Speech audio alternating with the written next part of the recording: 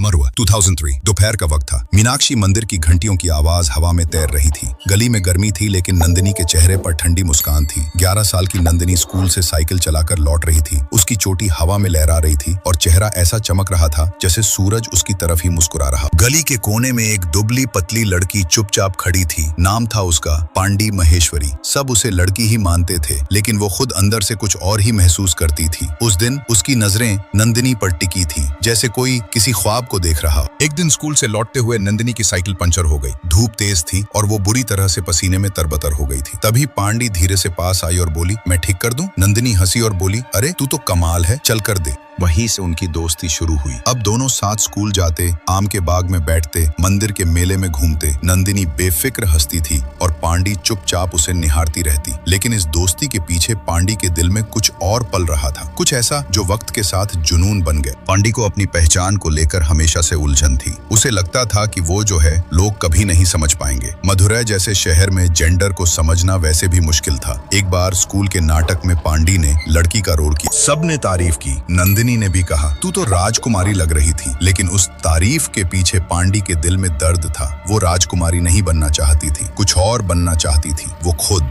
समय बीतता गया। नंदिनी चेन्नई चली गई इंजीनियर बनने। पांडी ने खुद को स्वीकार किया। उसने जेंडर एफर्मिंग सर्जरी करवाई और अब वो पांडी से वेट्रिमरन बन गया। लोगों ने मजाक उड़ाया, ताने मारे, लेकिन वेट्रिमरन को फर्क नहीं पड़ा। उसे लगा, अब जब मैं सच्चा हूँ तो नंदिनी जरूर मुझे अपनाएगी। वो चेन्नई आया, नंदिनी से मिला। नंदिनी ने गले लगाया, बोली, वेट्री तू जैसा है वैसा ही परफेक्ट है। लेकिन वेट्रिमरन के दिल में अब सिर्फ दोस्ती नहीं थी, वो नंदिनी को पूरी तरह चाहता था, हर हाल में। यहाँ धीरे धीरे वेट्रिमरन का प्यार पागलपन बनता गया। उसे नंदिनी की हंसी बर्दाश्त नहीं होती, खासकर जब वो दूसरों के साथ होती। वो उसे अपने पास रखना चाहता था, चाहे जैसे भी। एक दिन उसने नंदिनी को एक चेन गिफ्ट की। ये हमारी दोस्ती का वादा है। नंदिनी ने मुस्कुराकर पहन ली। उसे नहीं पता था कि ये वादा कब कैद में बदल जाएगा। 23 दिसंबर 2023 नंदिनी का बर्थडे। वो अपने दोस्तों के साथ पार्टी प्लान कर रही थी। तभी वेट्रिमरन का फोन आया, नंदू तेरे लिए सरप्राइज है। नंदिनी भावुक हो गई। वो वेट्रिमरन के साथ चेन्नई से बाहर उनमार गई। वहाँ एक अनाथालय था। बच्चों से मिलना,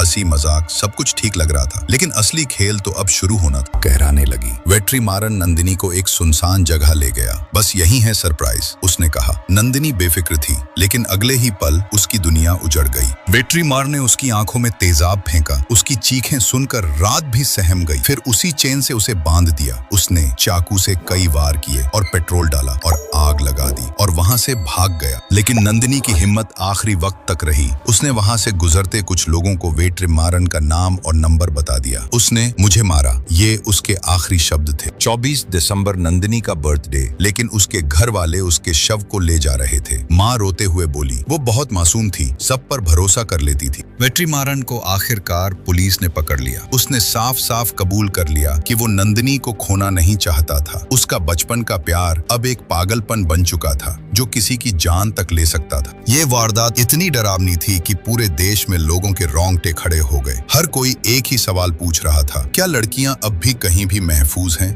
अगर आपको ऐसी सच्ची और दिल दहला देने वाली कहानियां सुनना पसंद है तो हमारे चैनल को जरूर सब्सक्राइब करें।